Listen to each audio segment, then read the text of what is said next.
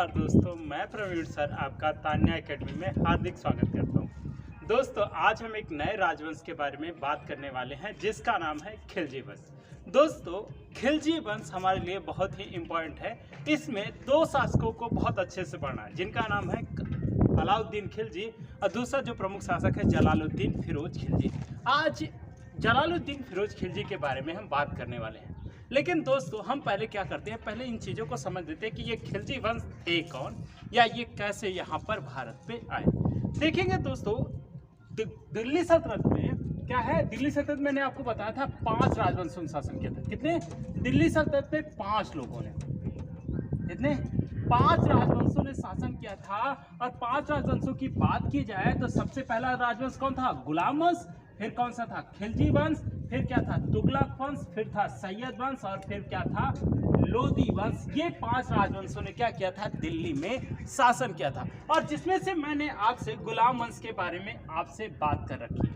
आज हम जो बात करने वाले हैं उसका नाम है खिलजी वंश। खिलजी वंश की बात करेंगे तो खिलजी वंश का संस्थापक जो है उसका नाम है जलालुद्दीन फिरोज खिलजी। क्या है? खिलजी वंश। खिलजी वंश की बात करेंगे तो इसने जो टाइम शासन किया है दोस्तों, वो टाइम था 1290 से। क्या है? 1290 से 1320 तक इन्होंने शासन किया है। दोस्तों, यहाँ पर मैंने आपको पिछली वीडियो में मतलब कि जब दिल्ली सल्तनत का इंट्रोडक्शन पढ़ाया था तब मैंने आपको बताया था कि दिल्ली सल्तनत में सबसे कम समय तक शासन करने वाला जो राजवंश था उसका नाम क्या था? खिलजी राजवंश। जिसने कितने वर्षों तक शासन किया था? 30 वर्षों तक शासन किया था। और इस राजवंश का संस्थापक कौन था? जलालुद्दीन फिरोज खिलजी। कौन है संस्थापक? जलालुद्दीन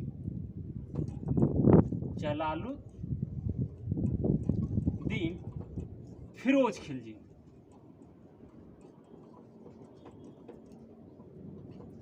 दोस्तों, इसका संस्थापक कौन है? जलालुद्दीन फिरोज खिलजी। अब हम बात कर लेते हैं कि खिलजी वास्तविक रूप में कौन थे। संस्थापक तो हमको समझ में आ गया कि संस्थापक कौन है?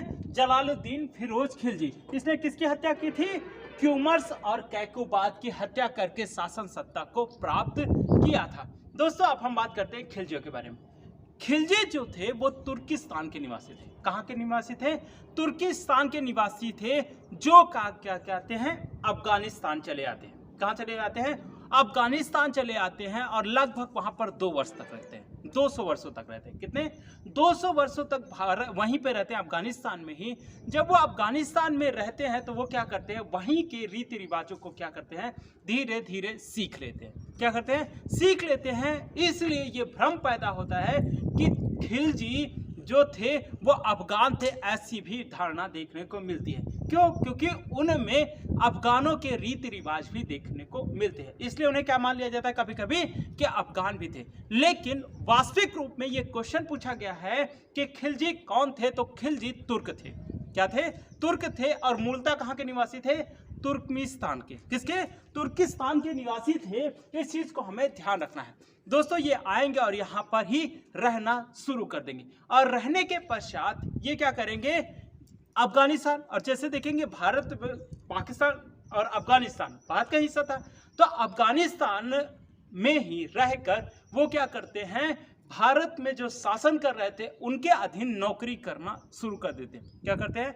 नौकरी करना शुरू कर देते हैं। जब नौकरी कर रहे होते हैं तो उन्हें पैसे मिल रहे हैं, और पैसे मिल रहे हैं तो उनका जीवन यापन अच्छे से चल रहा है। तो क्या कोई क्षेत्र छोड़ के जाएगा? दोस्तों, ऐसा कभी भी नहीं होता। जिसे खाने कमाने को जगह मिल जाए वो कहीं दूसरी जगह जाएगा। तो इस तरीके से क्या होता है? खिलजी आकर कहाँ पर बस जाते हैं? भारत में बस जाते हैं। तो हमने क्या देखा कि खिलजी वास्तविक रूप में कहाँ के निवासी थे? तुर्किस्तान के निवासी थे। और कहाँ पर रह जाते हैं? अफगानिस्तान। और अफगानिस्तान में कहाँ पर बस जाते हैं? हेलमंद नदी घाटी के तट पर ये बस जाते हैं और लगभग 200 वर्ष तक यहीं पर रहते हैं। और इसमें अफगानिस्तान के कुछ रीति रिवाज भी इनके देखने को मिलती है। और यहीं रहकर ये क्या करते हैं? नौकरी करना शुरू कर देते हैं, जो भारत पर शासन कर रहे थे। तो इस तरीके से हमने इन सब चीजों के बारे में समझा। नेक्स्ट अगर बात की जाए तो जलालुद्दीन खिलजी जब शासक बना तो उस समय की स्थितियां क्या क्या थी। पहली बात तो देखेंगे, जलालुद्दीन खिलजी जब शासक बना तो उसकी उम्र 70 वर्ष थी। कितनी वर्ष थी? 70 वर्ष थी। और मैंने बताया कैकुबाद और क्यूमर्स को मारकर ये शासक बना था। यहाँ पर ये बात थी कि ये 70 वर्ष का था, तो इसमें क्या है देखेंगे कि उदारतावादी नीति आपको देखने को मिलेगी। कैसी? उदारतावादी नीति देखने को मिलेगी। जैसे हम ऐसे समझ सकते हैं, जैसे जैसे उम्र बढ़ती है, क्या है, जैसे जैसे उम्र बढ़ती है लोगों के अंदर क्या आना शुरू हो जाता है? स्थिरता आना शुरू हो जाता है। स्थिरता आना शुरू हो जाता है और थोड़े समय किसी को चिल्लाएगा, डांटेगा, फटकारेगा, कुछ भी करेगा, लेकिन एक समय ऐसा आएगा कहेगा छोड़ो ना यार, सुनता है नहीं, बोल के क्या फर्क पड़ता है। आपने ऐसा अनुभव भी किया होगा। कभी कभी कुछ नालायक लड़के भी होते हैं कि उनको कितना भी डांट दो, उनको सुनना और समझना बिल्कुल है ही नहीं। तो उसी तरीके से क्या होता है, जलालुद्दीन खिलजी जो होता है वो कैसा व्यक्ति था? उदारवादी व्यक्ति था। और उसने बहुत सारे सैन्य अभियान किए थे और बहुत सारे सैन्य अभियानों का उसने नेतृत्व भी किया था। कैकुबाद उससे बहुत ज्यादा प्रसन्न हुआ था और उसने ममलकात के पद पर भी इसे नियुक्त किया था। किसके? नायब ममलकात के पद पर भी नियुक्त किया था। और शाइस्ता खां की उपाधि थी। किसकी उपाधि थी? शाइस्ता खां की उपाधि थी। इससे यह पता चलता है कि जलालुद्दीन फिरोज खिलजी डरपोक नहीं था। क्या था? डरपोक नहीं था। लेकिन वो क्या था? उदारवादी व्यक्ति हो जाता है उम्र बढ़ने के कारण। उसलिए इसे सठियाया हुआ, क्या कहते हैं? सठियाया हुआ और बुद्धिहीन व्यक्ति भी कहा जाता है। किसको? जलालुद्दीन फिरोज खिलजी को कहा जाता है। इस तरीके से इसका प्रारंभिक जीवन शुरू होता है। और कहते हैं इसने क्या है, इसने बलवन के डर से, क्या है, बलवन के डर से, या फिर वहां के जो तुर्क अमीर थे, दिल्ली के जो तुर्क अमीर थे, वो उसे शासक एक्सेप्ट ही नहीं कर रहे थे, इसलिए उसने अपना राज्याभिषेक किलोखरी महल में करवाया था। किसने करवाया था? किलोखरी महल में करवाया था, जिसका निर्माण कैकुबाद ने करवाया था। एक वर्ष पश्चात, क्या है, एक वर्ष तक देखेंगे दोस्तों की स्थितियां क्या हो जाती हैं? सामान्य हो जाती हैं। क्या होती है? स्थितियां सामान्य हो जाती हैं। और जब स्थितियां सामान्य हो जाती हैं तो वहां पर दीवान, दिल्ली का दीवान फखरुद्दीन, क्या है, दिल्ली का दीवान फखरुद्दीन और दिल्ली के कुछ सहयोगियों के कहने पर किसे बुलाता है? बलवन के लाल महल में उसे आमंत्रित करता है। किसे? जलालुद्दीन फिरोज खिलजी को आमंत्रित करता है। आमंत्रित करने पर जब वो वहां जाता है तो जैसे ही लाल महल के गेट पर उतरता है तो वो क्या करना शुरू कर देता है? रोना शुरू कर देता है। क्या कर देता है? रोना शुरू कर देता है। मतलब इमोशनली ड्रामा शुरू।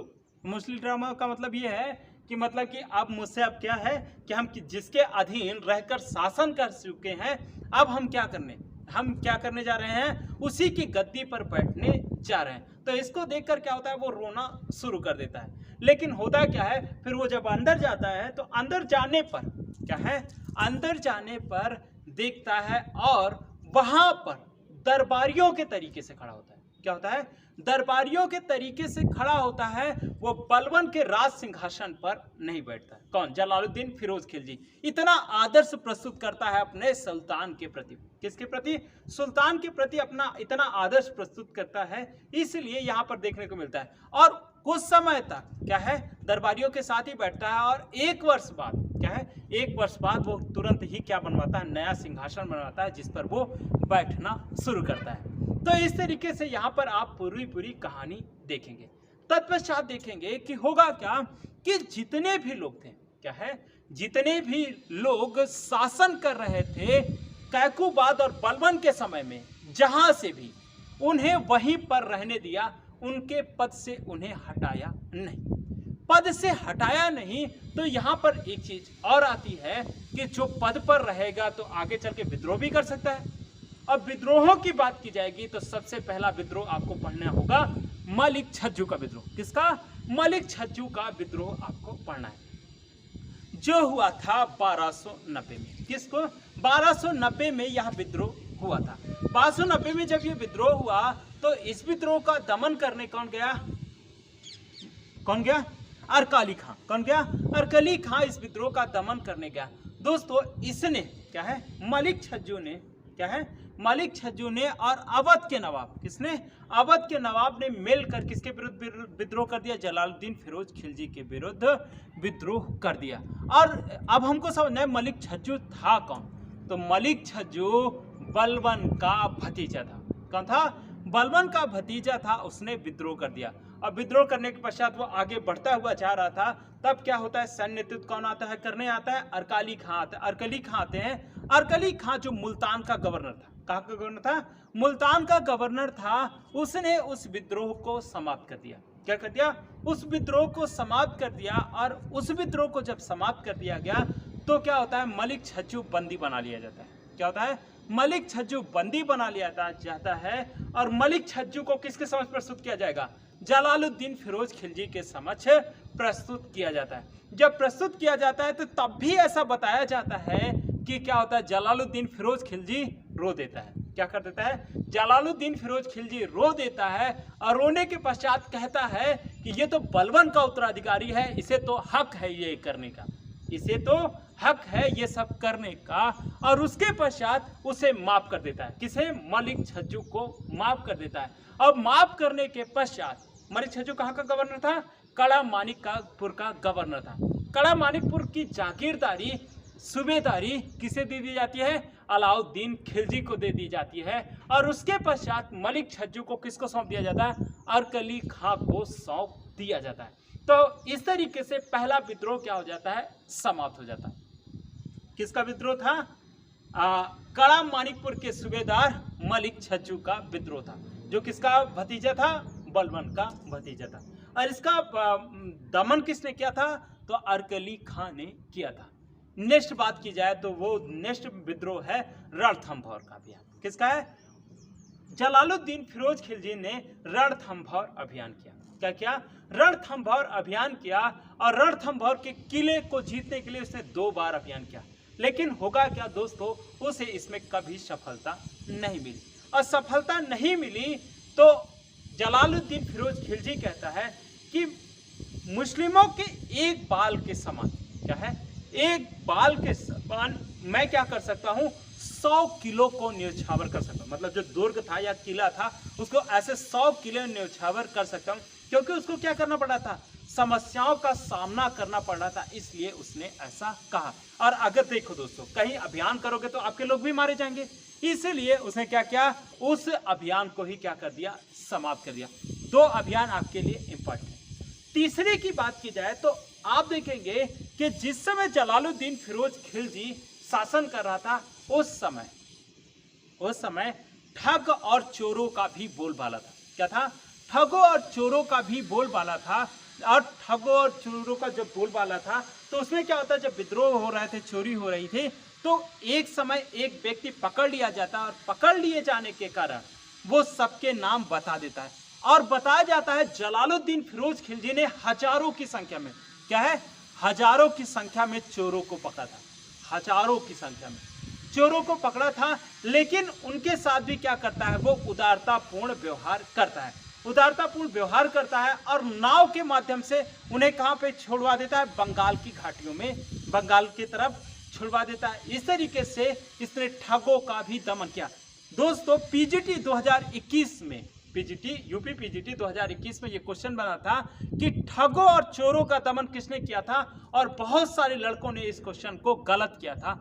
जब तक हम कॉन्सेप्ट को नहीं समझते हैं तो क्वेश्चन गलत होने की संभावना सबसे ज्यादा होती है। तो ठगों और चोरों का दमन किसने किया था, जलालुद्दीन फिरोज खिलजी ने किया था। तो दोस्तों हमने इन सब चीजों के बारे में बात करी। नेक्स्ट बात की जाए तो सिद्दी मौला का विद्रोह हुआ था। किसका विद्रोह हुआ था, सिद्दी मौला का विद्रोह हुआ था। यह एक सूफी संत था। क्या था, यह एक सूफी संत था और इसने क्या है, इसके ढेर सारे शिष्य थे, हजारों की संख्या में शिष्य थे।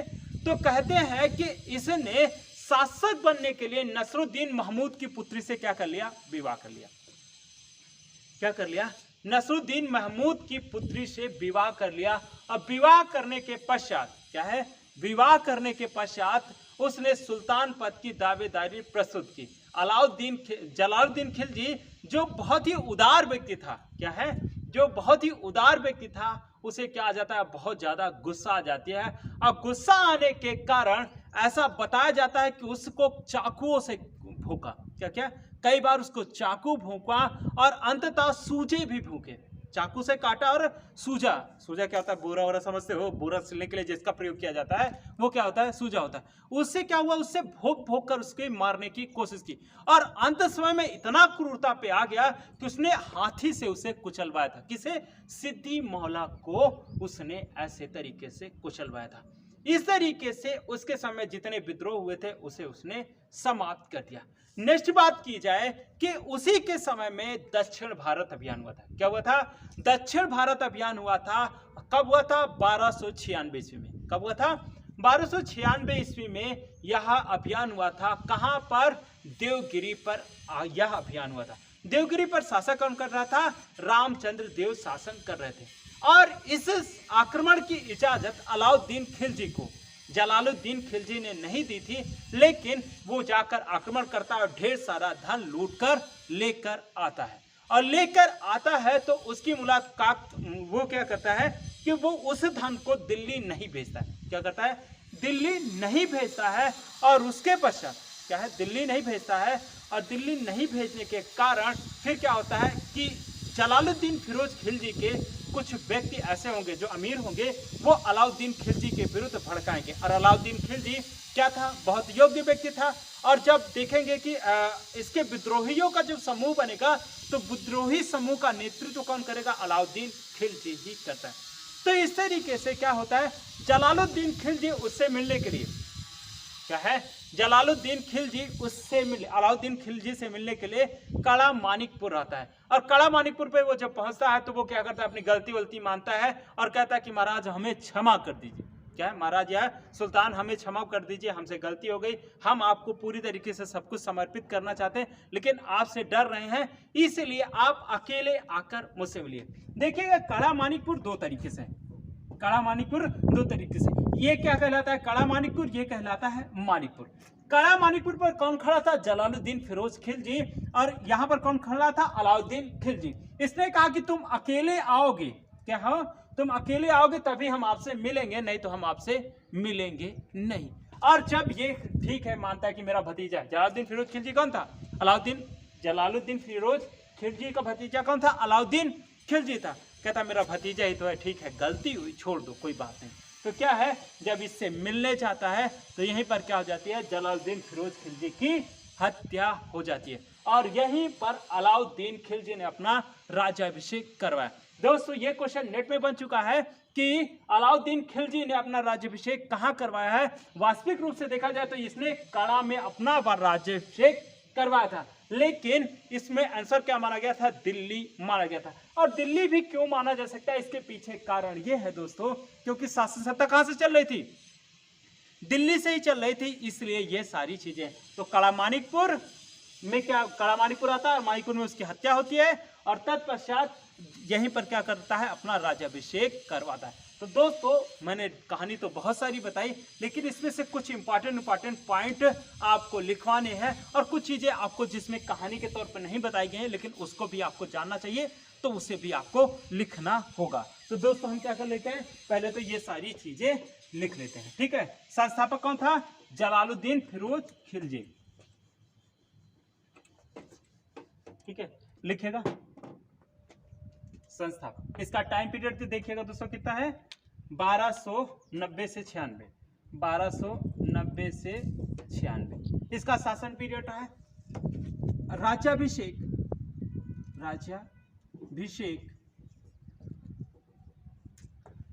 किलो खरी महल निर्माण किसने करवाया था, कैकूबाद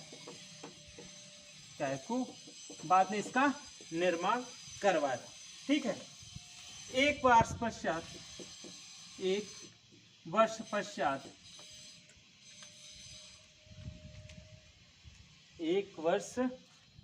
पश्चात दिल्ली के दीवान फखरुद्दीन के आमंत्रण पर वह बलबन के लाल महल में गया, लाल महल में गया। कहा गया? बलबन के लाल महल में गया। नेक्स्ट, उसने वह बलबन के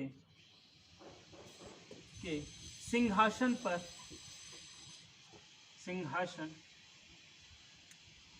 पर नहीं बैठा, बल्कि अपने लिए अलग से सिंहासन का निर्माण करवाया, अलग से सिंहासन का निर्माण करवाया,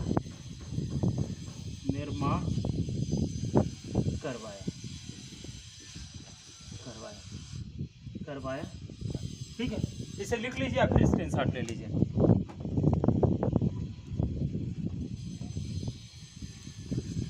हो गया दोस्तों।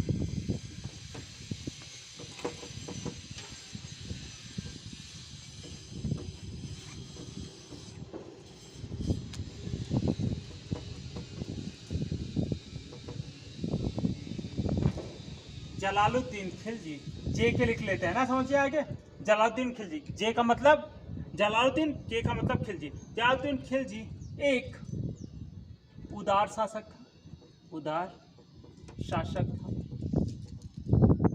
वह 70 वर्ष की अवस्था में शासक बना।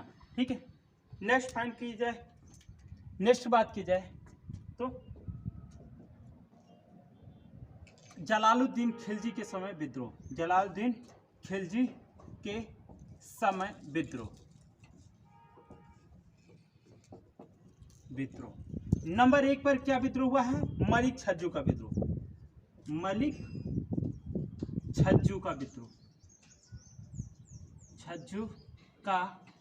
विद्रोह।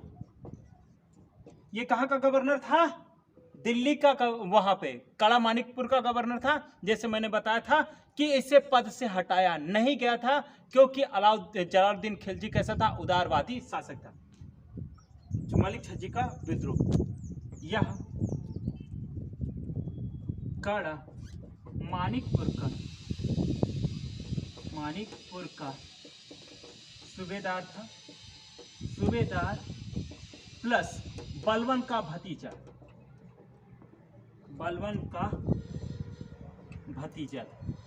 क्या था? बलबन का भतीजा था। नेक्स्ट बात की जाए, इस विद्रोह को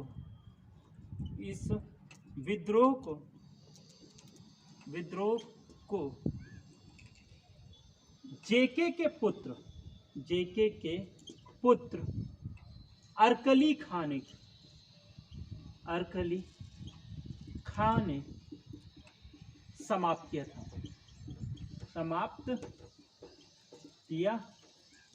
अरकली खां का कहाँ का गवर्नर था? मुल्तान का गवर्नर था। और दोस्तों एक चीज और ध्यान रखना, मैंने पिछले क्लासेस में ये सारी चीजें बता रखी हैं। मुल्तान को ही क्या कहा जाता है? स्वर्ण नगर भी कहा जाता था। और मुल्तान को सबसे पहले किसने लूटा था? मोहम्मद बिन कासिम ने लूटा था। और मोहम्मद बिन कासिम को वहां से ढेर सारा धन प्राप्त हुआ था, इसलिए उसे क्या कहा था? स्वर्ण नगर कहा था। तो ये कहा था मुल्तान का गवर्नर। ठीक है, इसे लिख लीजिए। हाँ, क्या है? पुत्र खां समाप्त किया। और जानते हो जब इसको समर्पित किया गया तो अरकली खां को ही किसे समर्पित कर दिया गया? अरकली खां को किसे दे दिया गया? मलिक छज्जू को दे दिया गया था। तो दोस्तों इसे लिख लीजिए या फिर स्क्रीनशॉट ले लीजिए।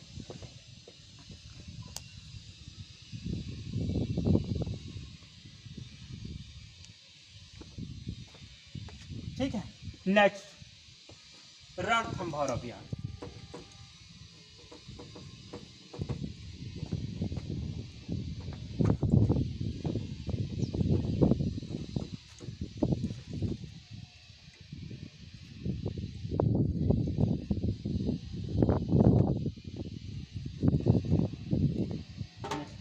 क्या बता रहे थे? हाँ, रणथंभौर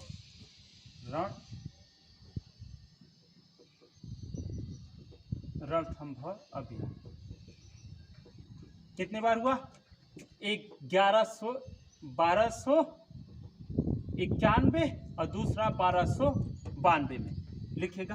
यह अभियान असफल रहा। इसी समय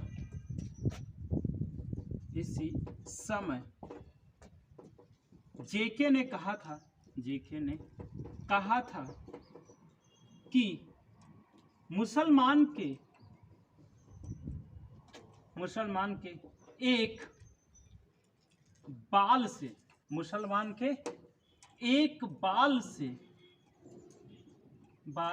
से भी अधिक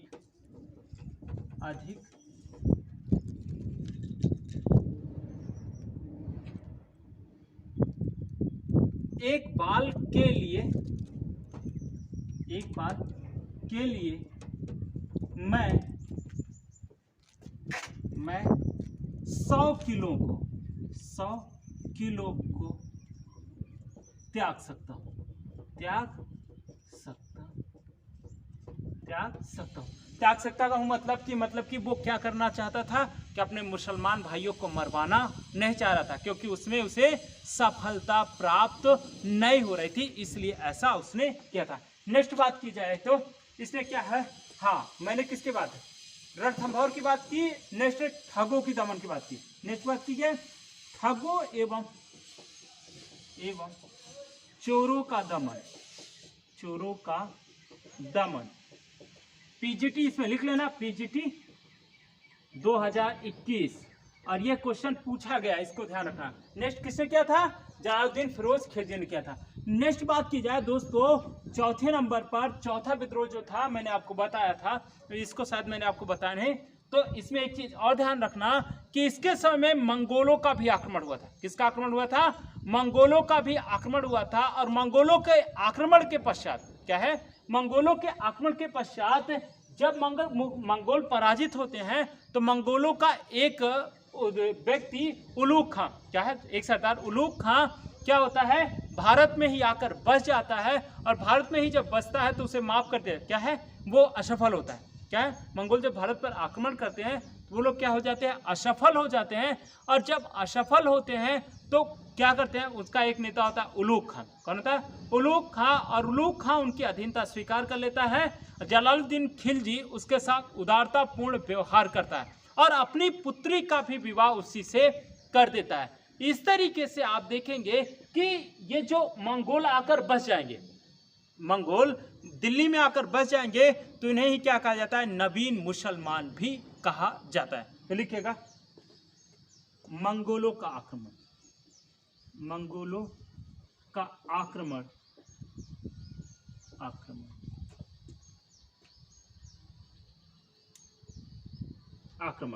और इसमें आक्रमण किसने किया था? चंगेज खां के पुत्र, चंगेज खां के का पौत्र, चंगेज खां का पौत्र अब्दुल्ला खान। ठीक है, नेक्स्ट इसे लिख लिया। नेक्स्ट यहीं पे लिख लीजिए तो, यह मंगोल अभियान मंगोलों के आक्रमण को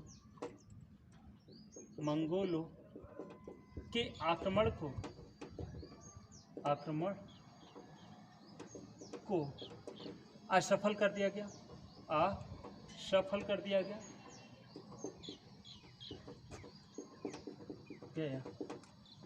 यही लोग दिल्ली में बस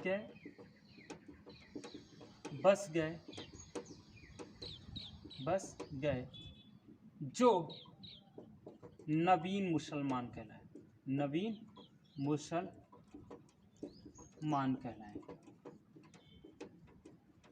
ठीक है, तो नवीन मुसलमान कौन कहलाए? मंगोल ही कहलाए, क्योंकि यहीं पर रुक जाता है। तो देखिएगा मंगोलों के नेता, मंगोलों के सरदार उलूग खां से जेके ने अपनी पुत्री का भी विवाह किया था, अपनी पुत्री का भी विवाह किया था। ठीक है, तो ये सारी चीजें हमें पता होनी चाहिए। दोस्तों इसे लिख लीजिए या फिर स्क्रीनशॉट ले लीजिए।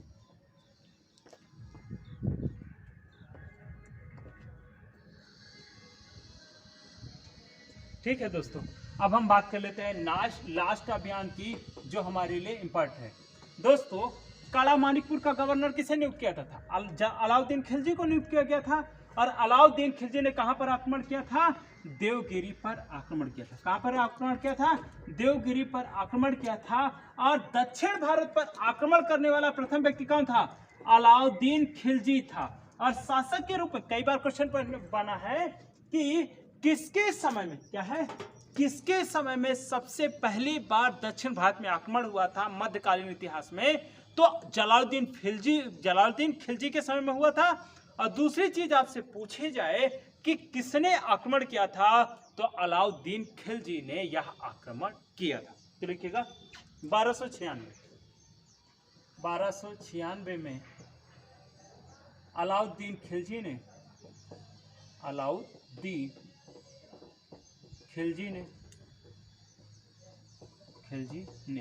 जेके का भतीजा प्लस दामाद, इससे क्या है, अपनी पुत्री का भी विवाह उसने किया था। खिलजी ने दक्षिण भारत के राज्य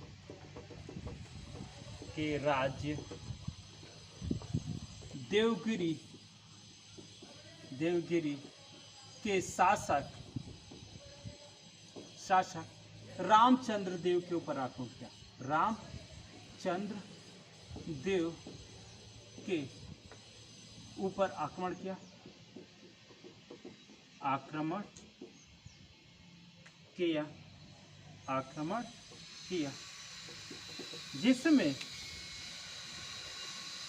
जिसमें उसे अपार धन प्राप्त हुआ।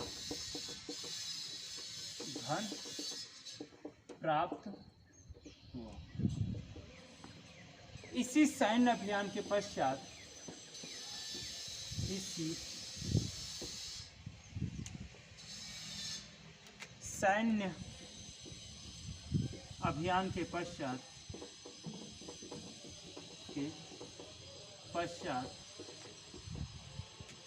जब जेके अलाउद्दीन खिलजी को हम किसे लिख सकते हैं? ए के से लिख सकते हैं। अलाउद्दीन खिलजी से मिलने कड़ा मानिकपुर गया।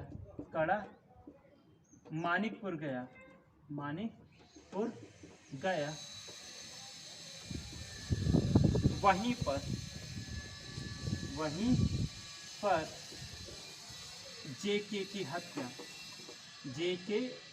हत्या एके ने करवा दी।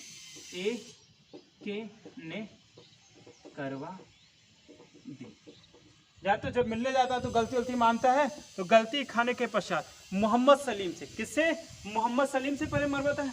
मोहम्मद सलीम से मरवाएगा। किससे? मोहम्मद सलीम से मरवाता है। फिर उसके पश्चात दूसरे सिपाही से क्या करवाता है? उसके गले को कटवा देता है। इस तरीके से ये सारी घटनाएं घटती है और अंततः किसकी मृत्यु हो जाती है? जलालुद्दीन फिरोज खिलजी की हत्या हो जाती है। नेक्स्ट बात की जाए तो इसने एक नए विभाग का गठन किया था। क्या था? इसने ये सारी चीजें हो गई। कब इसकी हत्या हुई? 1296 में इसकी हत्या हुई। और एक चीज और ध्यान रखना, दक्षिण भारत पर अभियान किसके समय में हुआ? जेके के समय हुआ। और अभियान का नेतृत्व किसने किया था? अलाउद्दीन खिलजी ने किया था। लेकिन इस अभियान की इजाजत किसने नहीं दी थी? जेके ने नहीं दी थी। लेकिन अभियान करता है, ढेर सारा धन प्राप्त होता है। और जानते हो, सत्ता का रास्ता पैसों से ही होकर गुजरता है, वो चाहे बाप हो चाहे भाई हो। इस तरीके से क्या होता है, ये सारी घटनाएं घटती हैं। तो आप एक चीज और ध्यान रखनी, क्या एक चीज और पूछी जाएगी कि किस नए विभाग का गठन जलालुद्दीन फिरोज खिलजी ने किया था?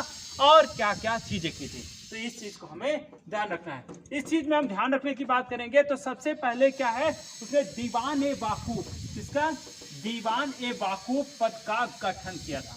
किसका? दीवान-ए-वाकूफ। जेके ने दीवान-ए-वाकूफ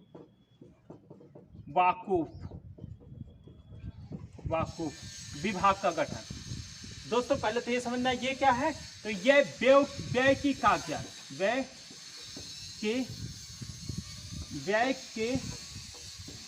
कागजात की देखिए सवाल बन रहा है, व्यय के कागजात की देखभाल करने वाले।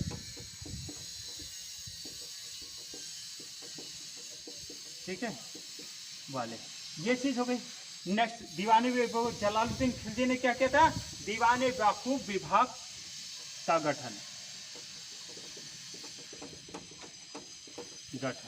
नेक्स्ट, मैंने बताया था बलबन के पुत्र मोहम्मद खां के समय से ही कौन था? अमीर खुसरो था। तो अमीर खुसरो को इसने शाही पुस्तकालय का अध्यक्ष बना था। अमीर खुसरो को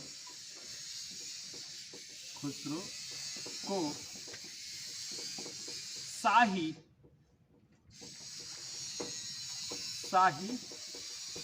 पुस्तकालय का अध्यक्ष बनाया।